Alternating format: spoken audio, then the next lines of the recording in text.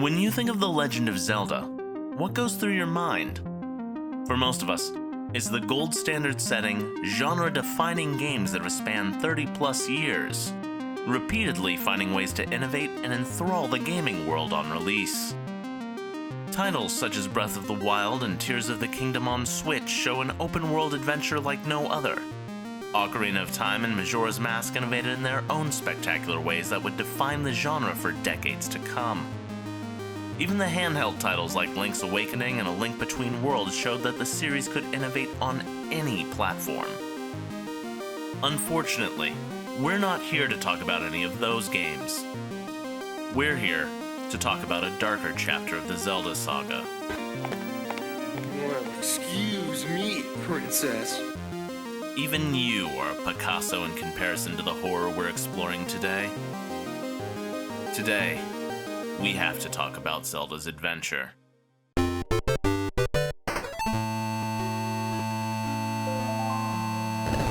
Phillips, a company I generally associate with light bulbs today. Although, looking at their website, they kinda sell a little of everything. But we're starting this journey with Phillips in 1986. Really, a common year on this show for something important to happen in the gaming world. Phillips had just announced the CDI format and system. This was an improved CD that we all know and love that could hold a little extra data, play a little extra music, and with the right hardware that Phillips had positioned themselves to be the provider of, could be an all-in-one solution for home entertainment, business software, or even military applications. The hype was real. The CD was just catching on, and here was Phillips touting their evolution of the format. EA formed a division to make games on the system. Businesses seemed to be excited, but delays and bad deals delayed the consumer version of the product from making it to shelves till 1991. And by then, the CD-ROM, a rival format that persists to this day, had taken over. While the CDI was positioning itself as a media viewing format and software operating system, Phillips also wanted to be in the games world, and somewhere along the way managed to make a deal with Nintendo to develop a CD add-on for the Super Nintendo. But Jack, there was never a CD add-on for the Super Nintendo. You, the savvy viewer, cry into the night. And you would be right. Nintendo had originally partnered with Sony to create the Nintendo PlayStation CD add-on to the Super Nintendo. And Nintendo, in a decision that would have severe ramifications in the gaming world you may be familiar with, chose to break that deal and signed on with Phillips, who began to develop it. Supposedly, after Nintendo saw the lukewarm reception to the Sega CD, they wanted out of this deal and scrapped the project. But as part of the cancelled contract, Nintendo did something highly unusual. Nintendo gave Phillips permission to use several of its characters in their own games without any real oversight from Nintendo. Phillips had accidentally stumbled into the impossible. They had somehow secured the rights to make a Zelda game however they wanted. So of course, Phillips made 3.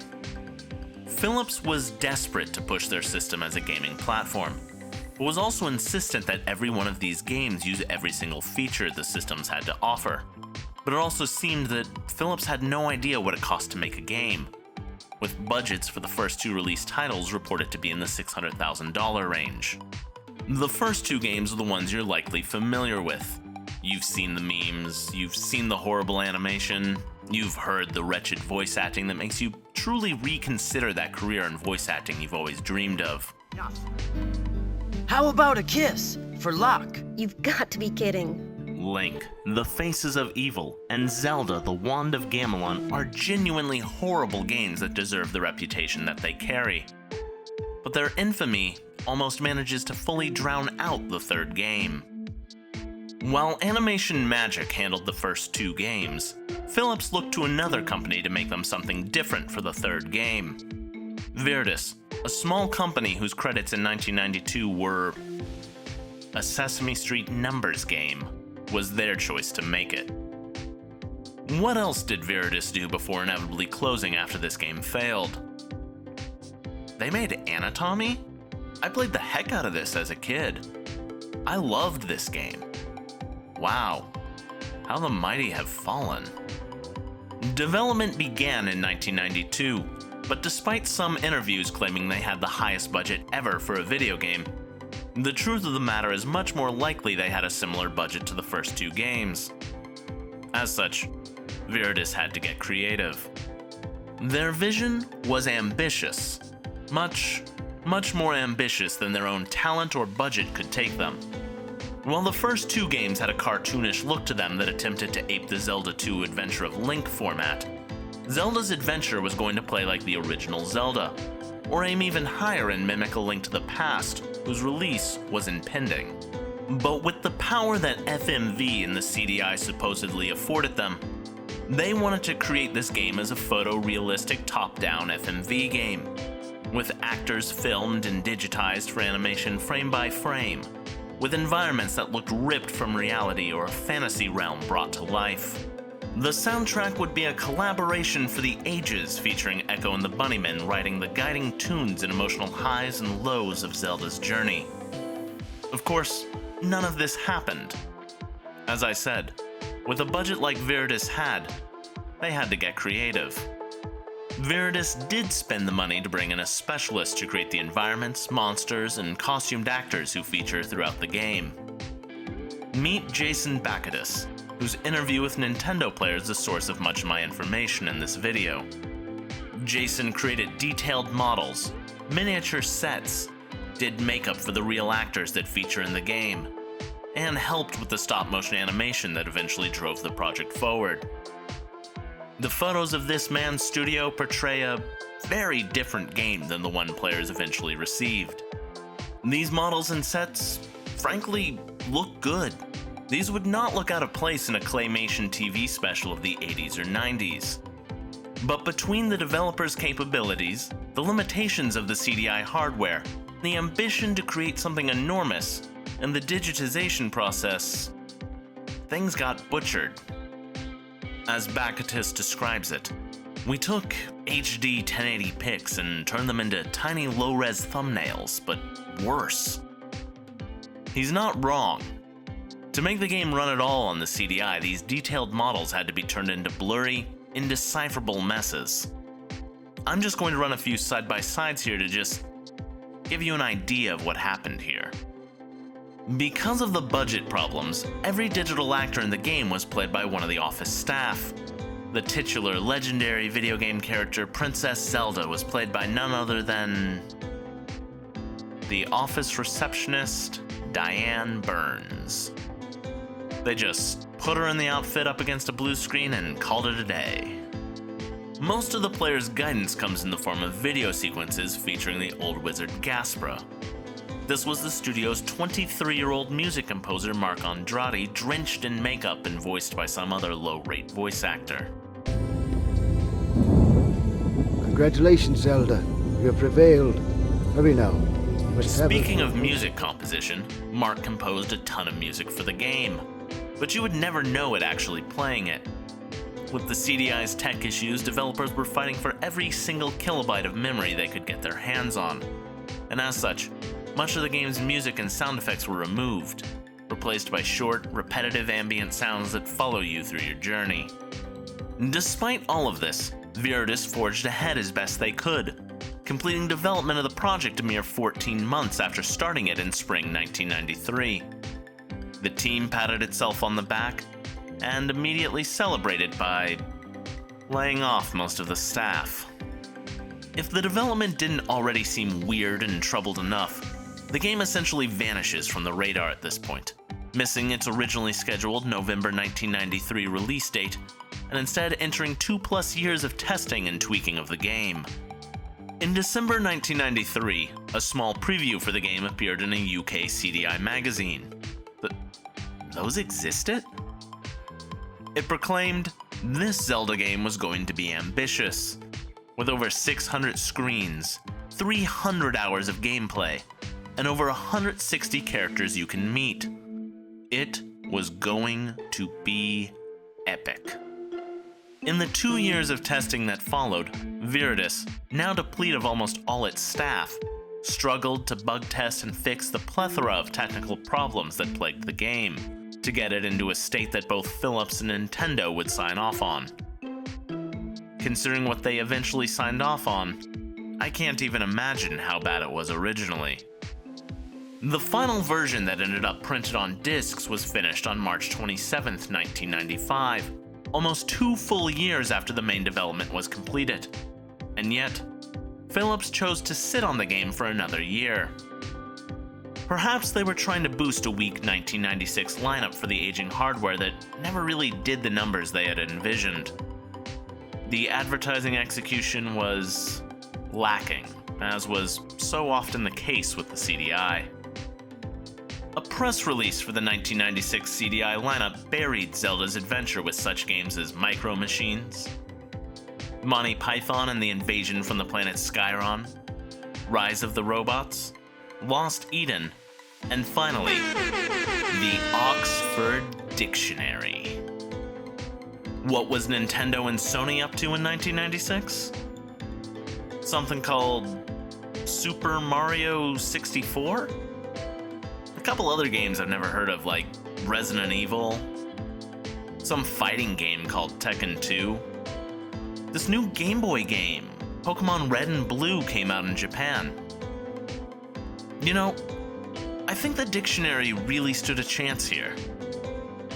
Phillips released the game first in Europe in early 1996, and it didn't move the needle at all. Sales numbers are hard to find, but with somewhere between 500,000 and 1 million CDIs available worldwide, the numbers could not have been good. Phillips saw the writing on the wall, and despite announcing the US release in April of 1996, they quietly just never released it. As such, it's become an obscenely rare game, with collectors paying upwards of $1,300 for the privilege.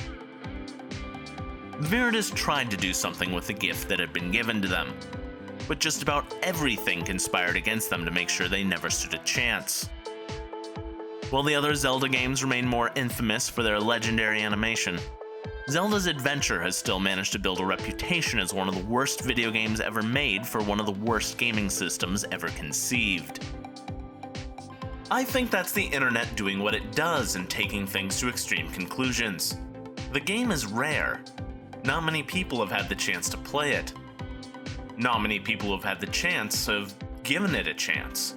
Or maybe they just watched a video on YouTube and drew their own conclusions. Well, not me. I'm going to break out the CDI, plug in my real controller and not that atrocious remote that served as the standard controller, put in my copy of Zelda's Adventure, and see this thing through. Is Zelda's Adventure as bad as the reputation, development history, and eye test suggest? Let's find out. Early returns are, shall we say, not positive. A poorly voice-acted wizard I've previously mentioned gives you the backstory that Ganon's doing some bad stuff, and it's actually Link who's been kidnapped, not Zelda. So hey, Zelda's the chosen one now. Here, go do stuff. With that, you are unceremoniously dropped in the game world. Your goal is to explore the world and cleanse all the shrines to weaken Ganon and get strong enough to defeat him. At least, that's what I assume the story is, because it's delivered so poorly and ineffectively, I'm just pulling from the Zelda playbook and copy-pasting it onto what I experienced playing this game. Occasional voiceover from unseen characters or NPCs in the game world will give you some riddle-filled guidance on where to go next.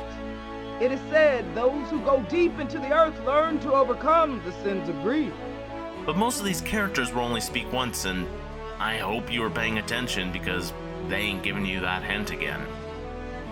Perhaps confusion on where to go in the game world was the reason that the old 1993 preview stated this would be a 300-hour game. However, between that interview and the game's launch, things got smaller. 160 NPCs were cut down to about 75, and the 600 game screens came down to a mere 350.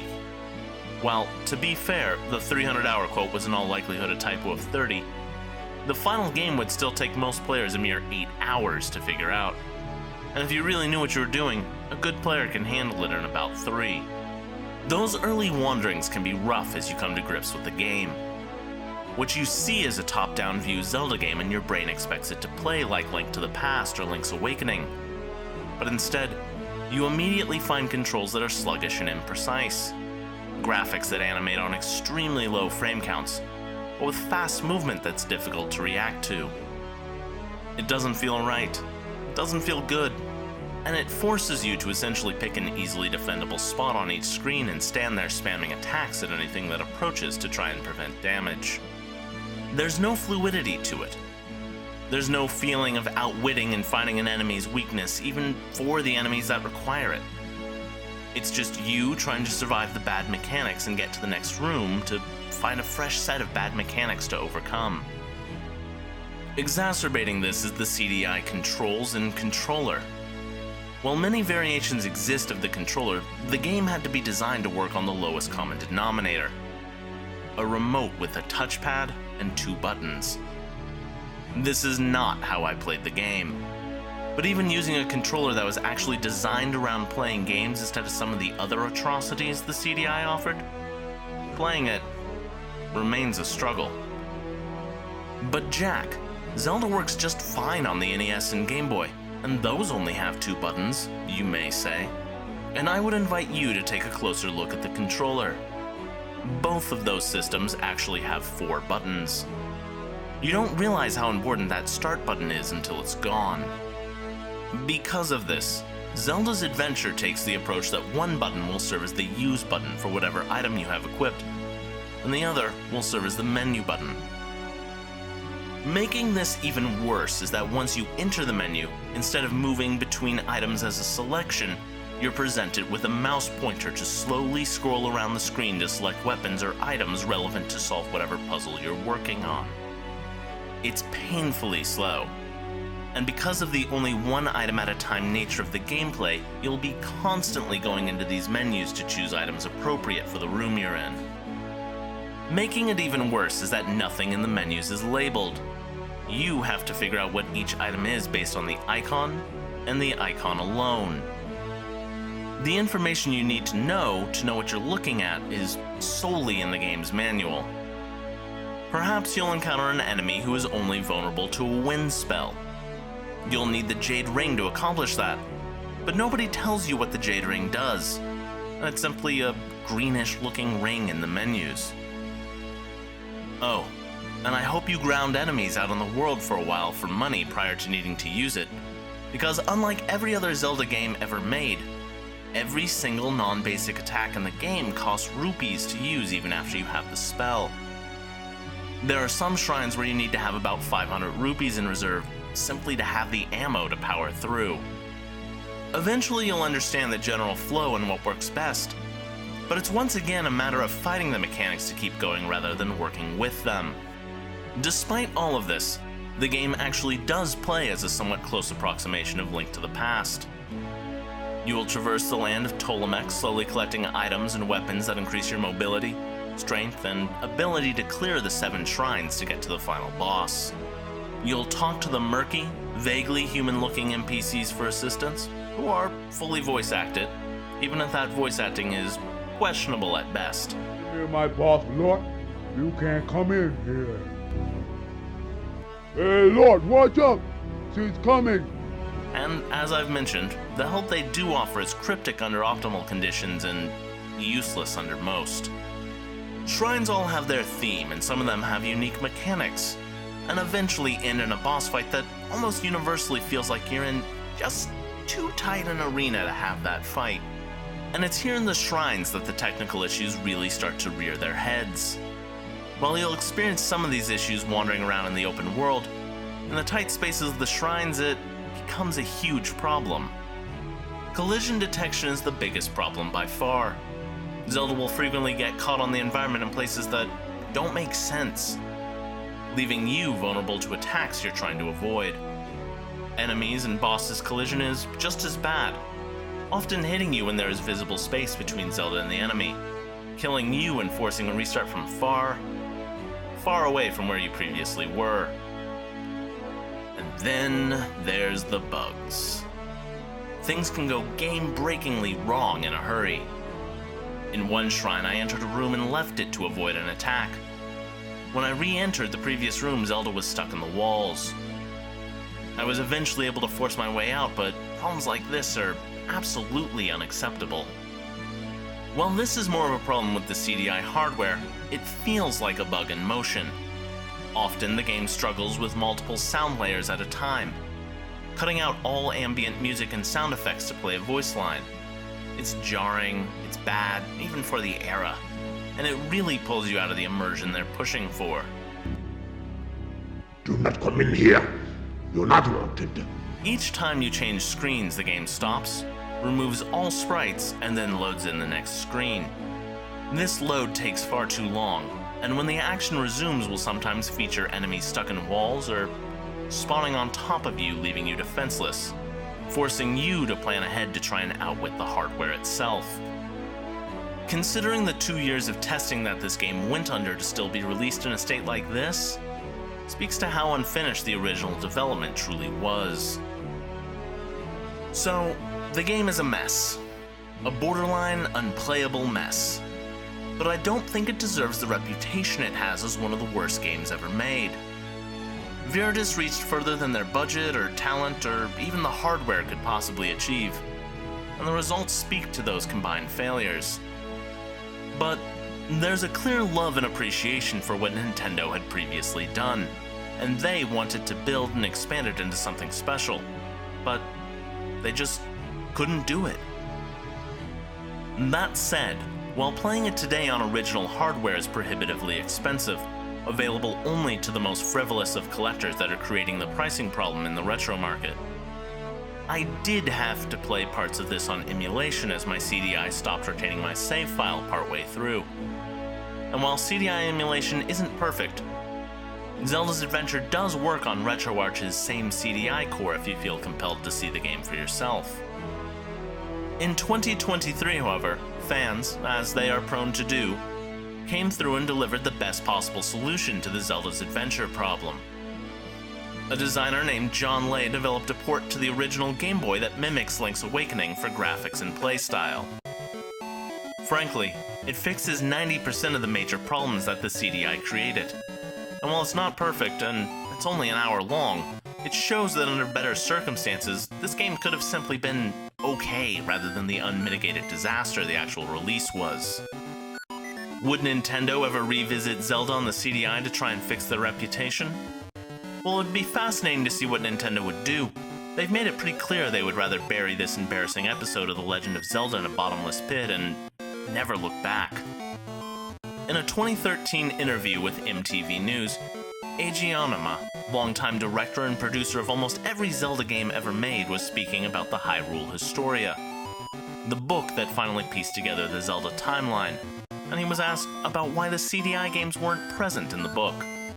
At first, he didn't know what the interviewer was talking about. Only once he was reminded that they were really, really bad did he finally respond. I don't know that those really fit in the Zelda franchise. I think that says it all. A perfect storm that granted another company a chance to make a Zelda game. And the results were so horrid that Nintendo would rather you forget. An anomaly. A curiosity. A disaster that no one should have to experience.